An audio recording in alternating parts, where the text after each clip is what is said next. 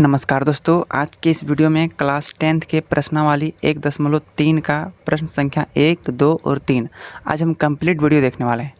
तो वीडियो के अंत तक जरूर बने रहिएगा, है ना। और आप हमारे चैनल को अभी तक सब्सक्राइब नहीं किए हैं तो चैनल को सब्सक्राइब जरूर कर लीजिएगा, क्योंकि हमारे चैनल पर क्लास 8, 9 और 10th के मैथ एंड अदर सब्जेक्ट का पढ़ाई होता है। तो चलिए आज का क्वेश्चन हम लोग शुरू करते हैं बिना देरी। तो देखिए, पहला क्वेश्चन कह रहा है कि सिद्ध कीजिए कि √5 एक अपरिमेय संख्या है ना। √5 एक कैसी संख्या है? अपरिमेय संख्या है। ये हमको सिद्ध करके दिखाना है। तो देखिए, हम यहाँ पर क्वेश्चन लिख लिए हैं, यहाँ पर हम सिद्ध करके दिखाएंगे। यहाँ आपको ऐसे ही लिखना है जैसे कि आप लोग बोर्ड एग्जाम में लिखा जाता है, सेम टू सेम जिस प्रकार से लिखा जाता है उसी प्रकार से हम बना के आप लोग को दिखा देंगे ना। आप लोग को तो पता ही होगा। तो देखिए, हम यहाँ सबसे पहले हम मान लेंगे, क्या करेंगे? मान लेंगे। तो मान लेंगे कि माना √5 एक परिमेय संख्या है। √5 एक कैसी संख्या है? परिमेय संख्या है। परिमेय संख्या है। हम क्या करेंगे? मान लेंगे। हमको सिद्ध करने के लिए क्या कहा गया कि सिद्ध करें कि एक अपरिमेय संख्या है, लेकिन यहाँ हम उल्टा मान लेंगे। क्या करेंगे? उल्टा मान लेंगे ना। अब देखो, अब कोई भी चीज़ परिमेय संख्या होता है तो आप लोग को तो बताए थे इंट्रोडक्शन वीडियो में कि उसको P/Q के रूप में लिख सकते हैं, मतलब P/Q के रूप में हम लिख सकल है ना, P/Q के रूप में। तो जो देखो, Q का मान 0 नहीं होना चाहिए। P/Q के रूप में तो हम लिख सकते हैं, परिमेय संख्या होता है, लेकिन नीचे का मान 0 नहीं होना चाहिए। तो देखो, जहाँ P और Q कैसी संख्या रहेगा? P और Q सह अभाज्य संख्या रहेगा। सह अभाज्य संख्या है। सह अभाज्य संख्या है। P और Q कैसी संख्या होगा? सह अभाज्य संख्या है ना। सह अभाज्य संख्या का मतलब क्या होता है? इन दोनों का HCF कितना निकलना चाहिए? 1 निकलना चाहिए। दो संख्याओं का यदि HCF मतलब मौसा 1 निकलता है तो उसे कहते हैं सह अभाज्य संख्या। तो देखिए, इसके नीचे कुछ नहीं, क्या है? 1 है। सबसे पहले √5 को अपरिमेय संख्या माने, इसको P/Q के रूप में लिखें। अब देखो, इसको क्या करेंगे? क्रॉस मल्टीप्लाई कर देंगे, मतलब टेढ़ा टेढ़े गुना कर दो। P को 1 से गुना करेंगे P, और √5 को Q से गुना करेंगे तो √5Q। इसके बाद यहाँ लिख देंगे दोनों तरफ वर्ग करने पर। दोनों तरफ वर्ग करने पर। वर्ग करने पर। जैसे देखो, मैथ का नियम है बराबर के बायां साइड और बराबर के दायां साइड समान संख्या से गुना, समान संख्या से भाग, है ना, करेंगे तो कोई दिक्कत होगा नहीं। तो दोनों तरफ हम क्या कर देंगे? वर्ग। वर्ग मतलब होता है स्क्वायर। तो चलिए हम स्क्वायर कर देते हैं इधर। तो √5Q का स्क्वायर करेंगे, है ना। अब P का स्क्वायर क्या होता है? P²। और √5 का स्क्वायर, ध्यान से देखिए, √5 का स्क्वायर होता है क्या है? √5 का स्क्वायर का मतलब क्या होता है? इसके पावर में 2 है तो इसको 2 बार लिखिए, √5 गुने √5। तो इसको गुना कीजिएगा तो कितना आएगा? √25। और √25 का वर्गमूल कितना निकलता है? 5 निकलता है। कितना निकलता है? 5। तो √5 का स्क्वायर कितना हो जाएगा? 5। और Q का स्क्वायर Q² होगा। यहाँ तक तो समझ गए होंगे। आपको पता है ये जो 5 यहाँ पर गुने में है, ये 5 कहाँ है? ये गुने में है। तो बराबर के इधर आएगा तो क्या हो जाएगा? भागे में होगा। होगा कि नहीं होगा? तो हम कह सकते हैं कि चूँकि P² 5 से विभाज्य है। P² 5 से विभाज्य है। विभाज्य का मतलब क्या? भाग लगेगा। विभाज्य है। क्यों विभाज्य है? क्योंकि ये गुने में इधर आके क्या हो जाएगा? भाग। भाग मतलब भागा लग जाएगा, है ना। जब P² 5 से विभाज्य है तो P भी, है ना, P भी 5 से विभाज्य होगा। P भी 5 से विभाज्य होगा। विभाज्य होगा। क्यों? क्योंकि आपको पता है, मान के चलो 9 है जो 3 से भाग लगता है। ऐसा एक संख्या 9 जो है 3 से भाग लगता है, नहीं लगता है? लगता है। यदि इस पर यदि हम रूट चढ़ा देंगे, इसके बावजूद भी 3 से भाग लगेगा। क्यों? क्योंकि √9 का वर्ग कितना निकलेगा? 3, और 3 से 3 भागा लग जाएगा। इसी तरह से जब यहाँ स्क्वायर चढ़ा है तो 5 से भागा लगता है। स्क्वायर हटा भी देंगे ना तो भी 5 से भागा लगेगा, है कि नहीं। तो देखो, दोनों लग गया। तो हम मान लेंगे अभी P मान लेंगे 5R। एक अलग से एक संख्या मान लेंगे। क्या मान लेंगे? P 5R। ऐसा क्यों मानेंगे? क्योंकि हमको सिद्ध करना है। मानने के बाद यहाँ भी लिख देंगे दोनों तरफ वर्ग करने पर। दोनों तरफ वर्ग करने पर।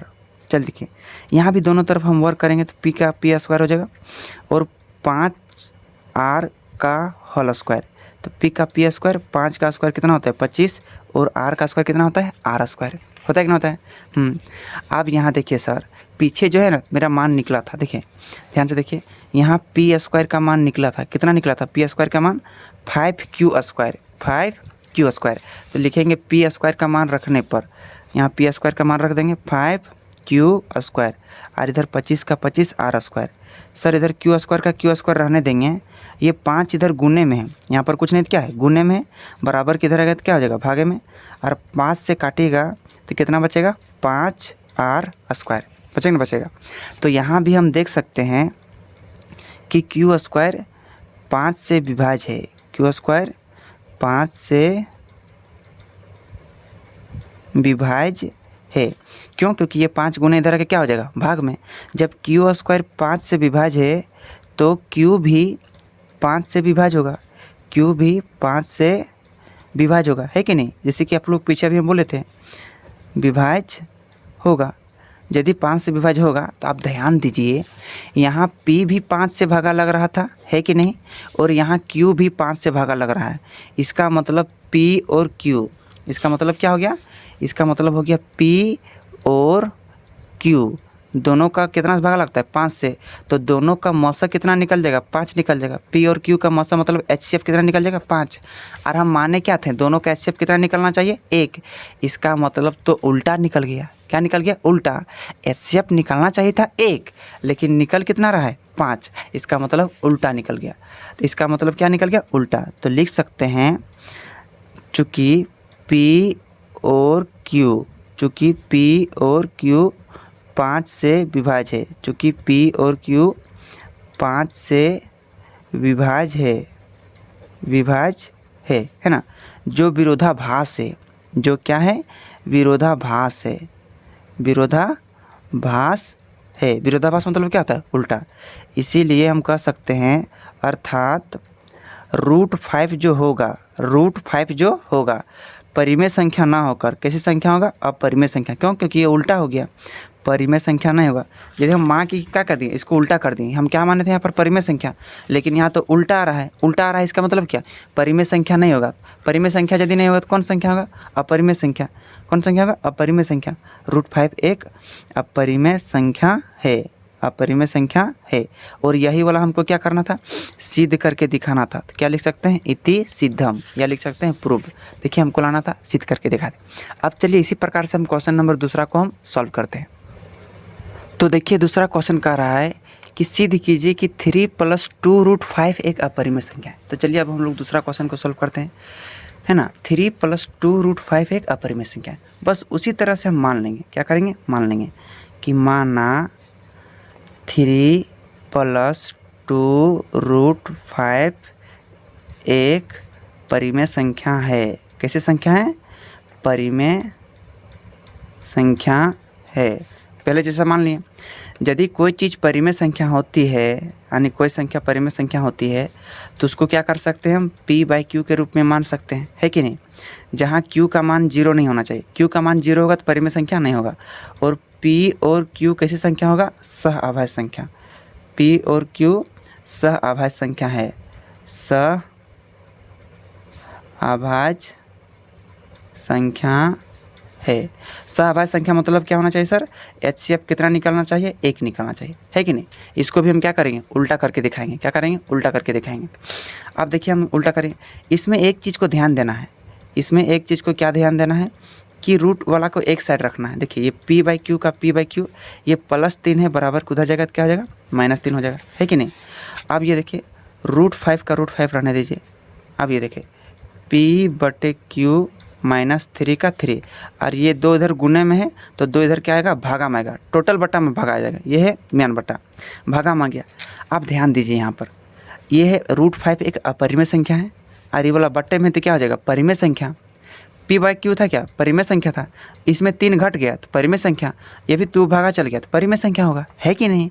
अब ये है अपरिमेय संख्या और ये है परिमेय संख्या, तो ये दोनों बराबर कैसे हो गया।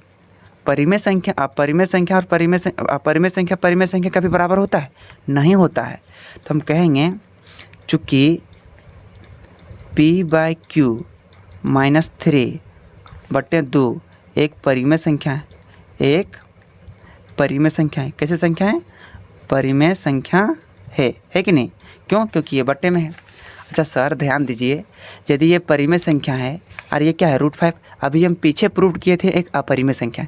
क्या परिमेय संख्या बराबर होगा? नहीं। इसीलिए तो हम कह सकते हैं तो p/q -3/2 is not equal to √5। क्यों? क्योंकि परिमेय संख्या और अपरिमेय संख्या बराबर नहीं हो सकता, ये बराबर नहीं हो सकता है ना। अर्थात हम यहाँ कह सकते हैं, अर्थात 3 + √5 एक कैसी संख्या होगा? एक अपरिमेय संख्या होगा। क्या होगा? अपरिमेय संख्या होगा। अपरिमेय संख्या है। इसको शॉर्टकट के रूप में इस तरह से बना दिए, बस इसको उस तरह से दिखाना नहीं होगा। ये भी क्या हो गया? प्रूव्ड हो गया। सेम इसी प्रकार से क्वेश्चन नंबर हम लोग 3 को हम लोग सॉल्व करेंगे। तो चलिए हम प्रश्न को सबसे पहले उतार लेते हैं, क्वेश्चन नंबर 3 को। तो देखिए प्रश्न नंबर 3 कह रहा है कि सिद्ध कीजिए कि निम्नलिखित संख्याएं अपरिमेय है। देखिए पहला क्वेश्चन है 1/√2। इसी तरह से हम तीनों क्वेश्चन को हम सॉल्व करते हैं। पहला क्वेश्चन क्या है? 1/√2। देखो इसको सॉल्व करना बहुत ईजी होता है। तो सबसे पहले हम क्या करेंगे? मान लेंगे कि माना 1/√, एक परिमेय संख्या है। कैसी संख्या है? परिमेय संख्या है। इसको क्या मान लेंगे? परिमेय संख्या है। सब क्या करेंगे? हम उल्टा मान लेंगे। यदि 1/√2 एक परिमेय संख्या है तो वह p/q के क्या होगा? बराबर होगा। मतलब परिमेय संख्या p/q के रूप में होता है। p/q के रूप में तो होता है, लेकिन q का मान 0 नहीं होता है कि नहीं? और p और q कैसी संख्या होगा? p और q सहअभाज्य संख्या है। कैसे संख्या है? सहअभाज्य संख्या है कि नहीं? अब देखो यहाँ क्या कर देंगे? पलटने पर। क्या करने पर? पलटने पर। पलटने मतलब क्या करेंगे? अंश और हर को हम बदल देंगे, कोई दिक्कत होगा नहीं। √2 चल गया ऊपर, 1 आ गया नीचे, q चल गया ऊपर और ये p क्या आ गया? नीचे आ गया, है कि नहीं? बनाने का बहुत समय थोड़ा है। देखो अलग अलग टीचर अलग अलग तरह से बताएंगे। तो देखिए क्या करेंगे, आप ध्यान दो। ये है √2 और ये है q/p। ये तो परिमेय संख्या है कि नहीं? क्योंकि ये परिमेय संख्या था, बदल दिए। और √2 कैसी संख्या होगा? अपरिमेय संख्या। क्यों? क्योंकि आपको पता है सर, यदि √5 एक अपरिमेय संख्या हम सिद्ध किए हैं तो √3 भी क्या होगा? एक अपरिमेय संख्या होगा। कैसी संख्या होगा? अपरिमेय संख्या होगा, है कि नहीं? तो √2 भी तो एक अपरिमेय संख्या होगा। मतलब रूट वाली संख्या सब अपरिमेय संख्या होता है। लेकिन ध्यान दीजिएगा, यदि उसका पूर्ण वर्ग ना निकले, यदि उसका पूरी वर्ग ना निकल जाए, जैसे √4 का वर्ग निकल जाता है, कितना निकल जाता है? 2। तो √4 मेरा अपरिमेय संख्या नहीं होगा, √4 मेरा परिमेय संख्या होगा, है ना? तो ध्यान दीजिएगा। जैसे √9 इसका भी निकल जाएगा, कितना निकल जाएगा? 3। √7 इसका तो नहीं निकलेगा, ये एक अपरिमेय संख्या होगा। सेम देखो तो √2 भी क्या होगा? एक अपरिमेय संख्या होगा।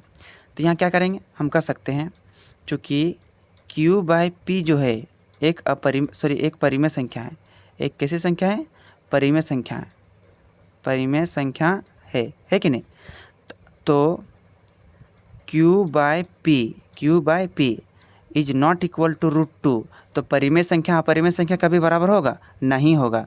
अर्थात हम कह सकते हैं कि 1/√2 जो होगा एक अपरिमेय संख्या है। एक अपरिमेय संख्या है। अपरिमेय संख्या है कि नहीं? बस ये भी क्या हो गया? हमको सिद्ध करके दिखा दें। अब इसी प्रकार से हमको क्वेश्चन नंबर 2 को भी हम सिद्ध कर रहे हैं। तो देखिए क्वेश्चन नंबर दूसरा नंबर 7√5, इसको भी बस सिंपली रूप में हम क्या करेंगे? मान लेंगे। माना 7√5 एक परिमेय संख्या है। कैसी संख्या है? परिमेय संख्या है। जब परिमेय संख्या है तो 7√5 बराबर हम क्या मान सकते हैं? p/q। और q का मान 0 नहीं होना चाहिए। और p और q कैसी संख्या होगा? सहअभाज्य संख्या। p और q कैसी संख्या है? सहअभाज्य संख्या है ना? सहअभाज्य संख्या है। तो देखो ध्यान से, इसको करना क्या है? रूट वाला एक साइड रखना है। क्या करना है? एक साइड रखना है। और ये 7 उधर गुने में है, 7 उधर गुने में है, तो इधर आके क्या हो जाएगा? भागे में। बट्टा के नीचे संख्या क्या होता है? भागा में। यहाँ भी देखो सर p/q यानी p/7q एक परिमेय संख्या है। कैसी संख्या है? परिमेय संख्या है, क्योंकि बट्टा में है, परिमेय संख्या है। और √5 एक कैसी संख्या है? अपरिमेय संख्या, जो हम पीछे सिद्ध किए हैं ना। तो देखो क्या परिमेय संख्या और अपरिमेय संख्या परिमेय संख्या और अपरिमेय संख्या कभी बराबर होगा? कभी बराबर नहीं होगा।